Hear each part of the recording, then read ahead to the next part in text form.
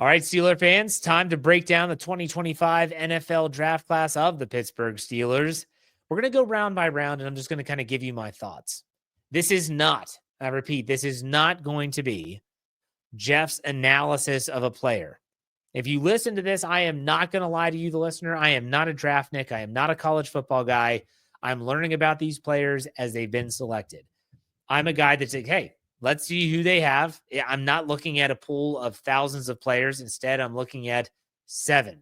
I'm looking at 7 players, 7 drafted players. So let's talk about this, and let's go round by round. Round 1, as we were on the live stream, waiting to see what was going to happen. A lot of the defensive linemen that a lot of people were maybe penning to the Steelers, like Kenneth Grant, they were gone. They were gone. And so the Steelers ended up taking Derek Hartman. Hey, that's no skin off my back. A lot of people might think, well, this is just the best of what was left along the defensive line. I disagree. I think that he's a really good player. I think that he fits really well what the Steelers want to do. And he and Keanu Benton are the future of the defensive line. You really hope that Keanu Benton has a strong third year in 2025.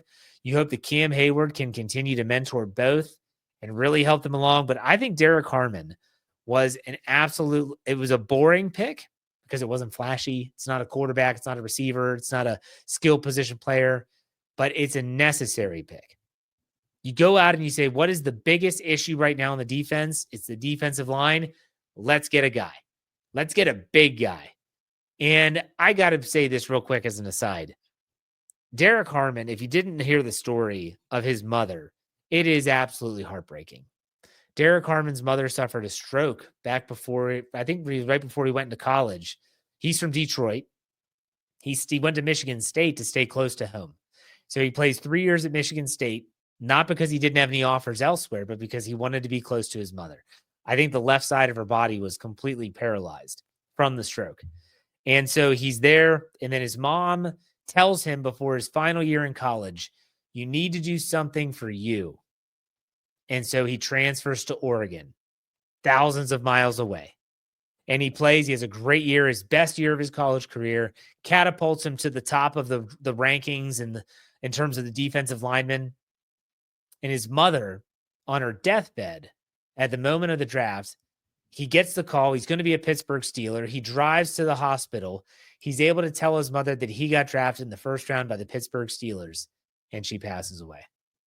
I mean, it gives me chills. I've got goosebumps on my arm right now. Like that's incredibly sad. So a lot of times fans could look forward to the first round draft pick coming into Pittsburgh, being there for draft parties and for being interviewed. He has not done that, and rightfully so. The guy is probably carrying a really heavy heart right now. But Derek Hartman, he's not looking for a pity party, but I think it's a great pick. I really do.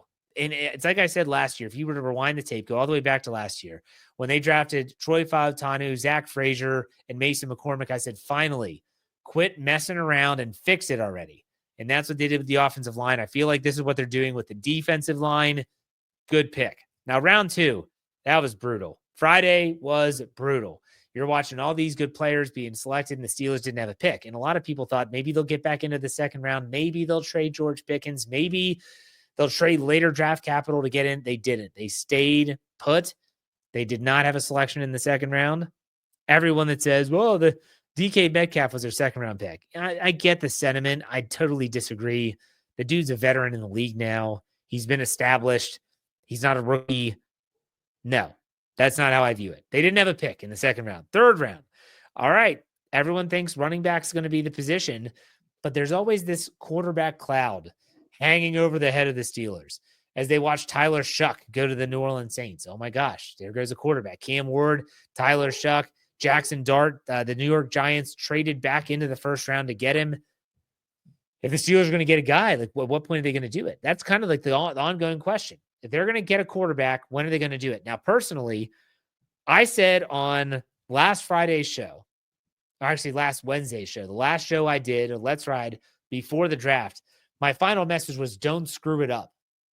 Don't take a quarterback in the first round, which they didn't take a quarterback in the first round. And it's what I wanted them not to. I didn't want them drafting a quarterback in the first round. So in the third round, you're still wondering, Okay, they're probably going to draft a quarterback at some time. Is it going to be now? No, it's not. They take Caleb Johnson. Caleb Johnson, running back out of Iowa. That's going to be a trend. You'll see that throughout the draft class. Caleb Johnson, in my opinion, everyone said, this is Najee Harris 2.0. Bigger back, not a burner. He has some breakaway speed, but not a guy that's going to give him a scene, give him a glimmer of daylight, and he's gone. That's not him. But the one thing I lean on people that know more than I do about this type of stuff. So I lean on Coach KT Smith, and he absolutely loved this pick. He thought it was a phenomenal pick. He is built for the zone system that Arthur Smith likes to run. That was not Najee Harris's MO when he was in Pittsburgh. And you saw that. He was durable, he was available, and there's something to be said for that. But at the same time, the system was not built for him. It's built for a guy like Caleb Johnson. And so you have Caleb Johnson, you have Jalen Warren, you have Kenneth Gainwell. Now I really like this running back room now. I really, really do. And even Roy Countryman, who joined the live stream on Saturday, he said he really liked this pick. That's a great scheme fit. Meshes very well together with what the Steelers want to do. Caleb Johnson was a third-round pick. Now, the fourth round, this was the curveball. I had a feeling a curveball was going to come at some point. I thought it was going to be as a quarterback selection, but it wasn't. It was in the fourth round. They go with an edge rusher, Jack Sawyer out of Ohio State, another trend that you'll see here shortly. And this guy was projected to be a second or third round pick. You watch his film from college, even if it's just the highlights, and it reminds me of TJ Watt's highlights from college. I'm not comparing Jack Sawyer entering the NFL draft to a defensive player of the year. No, but TJ Watt, when he came out of college, he had a repertoire of moves, but he wasn't what he is now. It took him time. Thankfully he had JJ to help him out. And he was around James Harrison early in his career. People think that this might have something to do with TJ Watt's future. Couldn't disagree more. Jack Sawyer is going to mean that the Steelers now could have a tandem of pass rushers. Highsmith and Watt. Okay, we know that's good. But then you have Sawyer and Herbig. I like that a lot more than, say, Herbig spelling one or the other, or Jeremiah Moon with Herbig. This is a great addition. I think Jack Sawyer is also going to be a phenomenal special teams player. Do not discredit special teams. Do not do it, especially with the changes they're making in the kickoffs. You need special team guys, and Jack Sawyer is that guy. So there you go. Jack Sawyer, an Ohio State Buckeye, won a national championship last year. He was their fourth-round pick. That was that curveball, the off-speed pitch. Let's go to the fifth round. The Steelers trade. We were all ready. Here we go. The Steelers are going to make a pick. Nope. They trade with the Kansas City Chiefs. They end up getting a seventh-round draft pick. And they swap their fifth-round pick. So the Steelers move back just a little bit. I think it was like 9 picks in the fifth round. And they take Waya Black. Everyone thought it's Yaya. It's Waya Black. He is a monster of a man. And it's funny because before the selection in the fifth round, everyone was talking on the live stream about, hey, what position do you think the Steelers should target here? Some said, I think they should go receiver. Some said secondary. I said I'd be fine if they double dipped on the defensive line. Again, stop messing around. Fix it already. And so what do? Waya Black is a huge mountain of a man, and he is probably Montravius Adams' ticket out of town. He's going to be that plugger. You're in a 3-4, get on the field. You want to take up 2 blockers, get out there. Let's stop the run of Baltimore, Cleveland, all those teams. It's not a flashy pick. A lot of people didn't like the pick, but I think this pick does have value for what the Steelers want to do, that overarching plan that we talked about in the first half of the show, and what they need to do in stopping the run. So Waya Black, the 5th-round draft pick, also gets him a second, 7th-round pick. We'll get to that. So that, and oh, by the way, he is an Iowa Hawkeye. So he's already looking good in black and gold. Now let's go to the 6th round. So once you get into the 6th round, this is at the stage of day 3 where you're thinking, if these players do anything, make the roster, contribute, get a helmet on game day, that's a huge bonus. And so the Steelers, up and through their first picks, their first 4 selections, they had not taken a quarterback. I really didn't know if they were going to take a quarterback, but they do. In the 6th round, they take Will Howard. Now, this came right after the Eagles took Kyle McCord. So the Eagles take Kyle McCord to back up Jalen Hurts. And then all of a sudden you're starting to think, okay, now there's another quarterback. So here we might have a little mini run at quarterback, and they do. The Steelers go and take Will Howard out of Ohio State. I was happy with that. I got to be honest. I watched John Gruden's quarterback camp with Will Howard. If you've never seen it, you can go to Twitter. It's free there. You can watch it in its entirety. You could probably just Google it. I'm sure it's Barstool. You could probably just find the website and watch it. Really interesting stuff. Will Howard has the moxie that you want in a quarterback. He has the brains as well. Does he have the strongest arm? No, probably not. But can he make all the throws? Yes, he can. Does he throw it over the middle? Yes. Watch his college film. He throws the ball over the middle a lot. And I will always go back to when the Steelers hired Arthur Smith. I had Derek Bell on. Derek Bell does work for SteelersNow.com. And I asked him, like, what kind of quarterback does Arthur Smith like to have? He said he likes a quarterback. Think about Ryan Tannehill and the prime years down in Tennessee when Arthur Smith was a coordinator. He wants a quarterback that's going to drop back foot, hits the ground where it's supposed to, plants, and then the ball is going where it's designated to go. Boom, rip it over the middle. He said that's the type of quarterback that he wants. Well, last year, neither quarterback the Steelers had, that was not them. It was not Justin Fields. It was not Russell Wilson. They were a think. If it breaks down, Russell Wilson's going to try and scamper out, make a play on the outside. For Justin Fields, think, not there. I'm going to tuck it and run. The quarterbacks that they have now on the roster, Mason Rudolph especially, and now Will Howard, they are the style of quarterback that Arthur Smith would like. Drop back foot hits, deliver the ball where it's supposed to go on time and accurately over the middle. They will throw it over the middle. And if Aaron Rodgers is in the mix, he'll throw it over the middle too. But Will Howard, I said this on the live stream and on our recaps, and I'll say it here as well. Do not go into this selection and this pick with this guy, this quarterback, and have any expectations on him whatsoever. Why? He is a 6th round pick. That's it. He's a 6th round pick. So don't go into this thinking, man, this guy, he could be something. You know who else was drafted in the 6th round? Tom Brady. But let's go look at that analogy, right? So when Tom Brady was drafted out of Michigan in the 6th round, I think it was 2001, who did they have a quarterback? They had Drew Bledsoe. Drew Bledsoe was a top draft pick in the league. He was an elite player. And so no one outside of the Brady family had any expectations on Tom Brady coming out of Michigan. They drafted a quarterback out of Michigan in the 6th round. Whoop-de-doo. We already have Bledsoe. He's just going to be a backup. Honestly, if you're a Steeler fans, listen to me now. Take the same approach with Will Howard. Drafted a quarterback in the 6th round. Whoop-de-doo. If he turns out to be anything, awesome. We will celebrate and we will love life. And if it doesn't turn out to be anything, whoop-de-doo. It's a 6th round draft pick.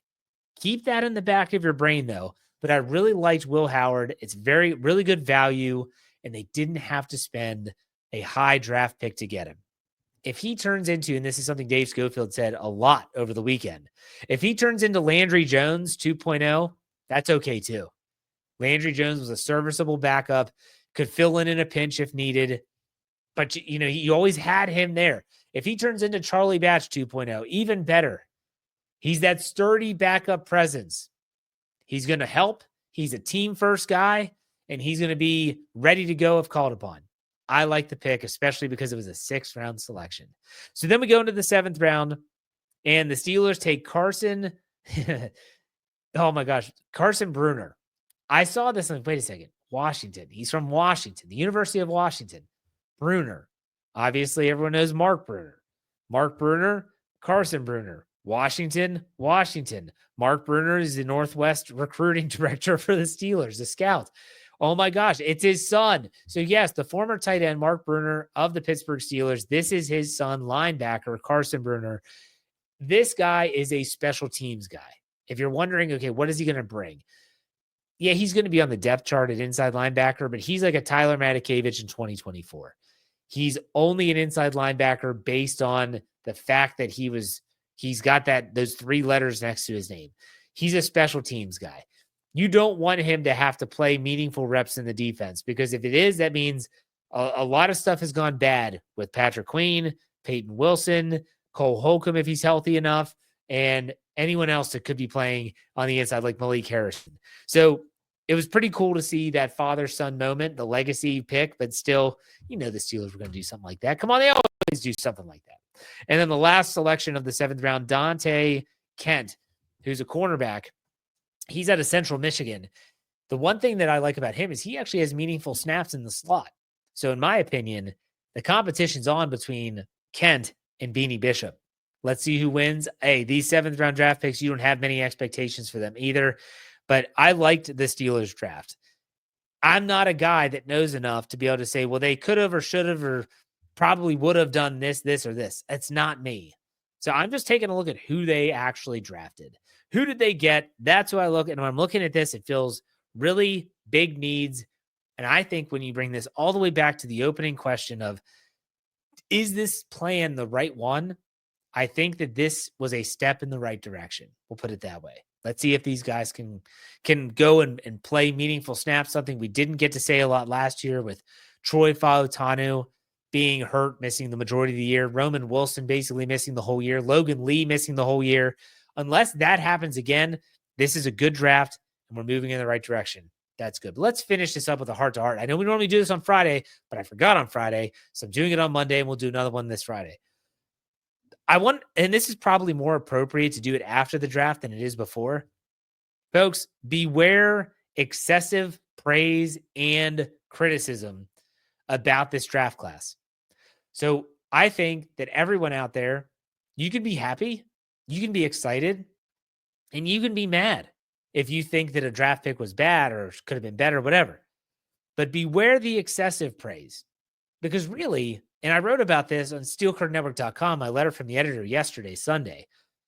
The people that go out and do draft grades right after the draft, I hate it.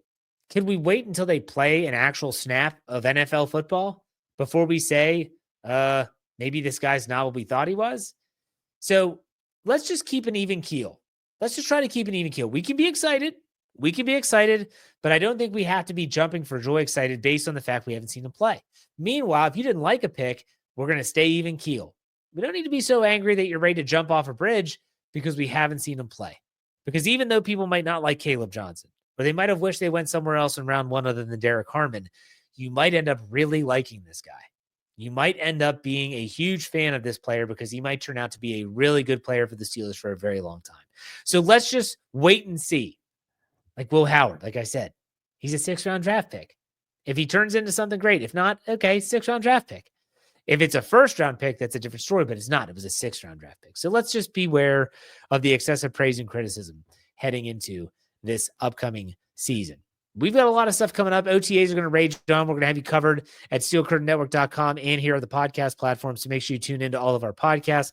And it's going to be exciting. I'm excited to dive deeper into some of these players, to bring on some guests to talk about them. It's going to be a lot of fun. But in the meantime, folks, you know how we finish this out. Oh, by the way, don't forget Tuesday morning. I almost forgot. Mailbag question. I'm going to put it out there. I'll put out the mailbag tweet. You respond. I'll answer live on Wednesday. But you know how we finish these podcasts. Be safe, be kind, and God bless. Have a great start to your week. We'll see you on Wednesday. Go Steelers.